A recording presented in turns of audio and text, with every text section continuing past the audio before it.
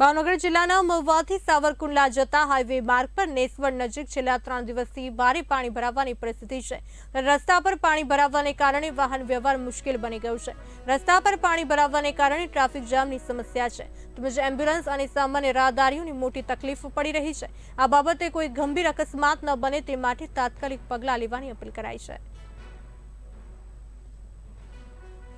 મહુવા શહેરની વાત કરવામાં આવે તો આજે મહુવા શહેરનો જે રસ્તો છે, ખાસ કરીને નેસવડ ચોકડીથી લઈને સાવરકુંડલાનો જે રસ્તો છે, એ રસ્તા ઉપર છેલ્લા 3 દિવસથી જે વરસાદ પડ્યો એ વરસાદને હિસાબે તમને હું પાછળના દ્રશ્યો દેખાડીશ। આ તમે દ્રશ્યો જોઈ શકો છો કે આ રસ્તાની અંદર મોટા ખાડા પડી ગયા છે, મોટા ભૂવા પડી ગયા છે। આ રસ્તો એટલે કે મહુવાનું નાકું ગણાય। કોઈ દર્દી હોય, કોઈ પેશન્ટ હોય, જો એમ્બ્યુલન્સ લઈને આવવું હોય તો આ ખતરનાક રસ્તો બની ગયો છે। બહુ ઊંડા ખાડા પડી ગયા છે। આપણી સાથે એક રાહદારી જોડાઈ ગયા છે, તો તમને આ રસ્તા વિશે શું કહેવા માંગશો? રસ્તા વિશે તો એવું છે કે જ્યાં મહુવાથી સાવરકુંડલા રોડ છે, આમાંથી માણસોને ગુજરવું કેમ? કોકને ડિલિવરીનો કેસ હોય, કોકને એમરજન્સી જવું હોય તો આમાંથી જાય કેમ માણસો?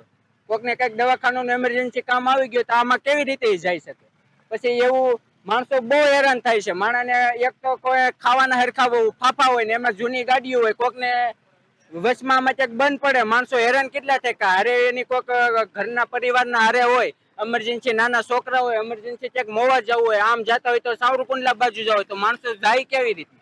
બહુ હેરાન છે આમાં માણસો। એટલે જેમ બને એમ તાત્કાલિક આ રોડની કંઈક વ્યવસ્થા કરો, એટલું જ છે મારું।